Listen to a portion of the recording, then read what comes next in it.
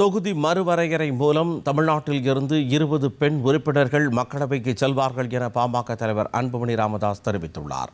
தருமபுரி மாவட்டம் பெண்ணாகரம் சட்டமன்ற தொகுதிக்குட்பட்ட ஏரியூர், பாப்பாரப்பட்டி உள்ளிட்ட பகுதிகளில் தங்கள் கட்சி வேட்பாளரை ஆதரித்து அவர் பிரச்சாரம் மேற்கொண்டார்.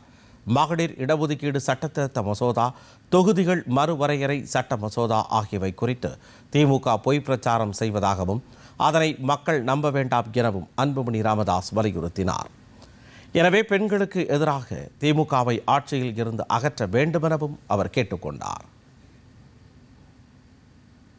தமிழ்நாட்டில் இன்னைக்கு 39 நாடாளுமன்ற தொகுதி மக்களவை தொகுதிகள் இருக்கிறது.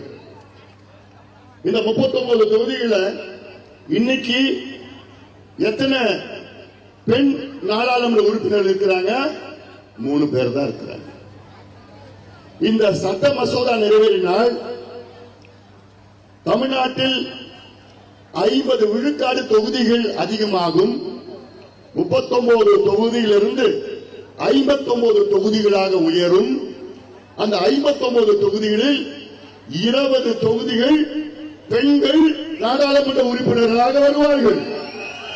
பெண்களுக்கு 33 விழுக்காடு இடஒதுக்கீடு சட்டமன்றத்திலும் நாடாளுமன்றத்திலும்.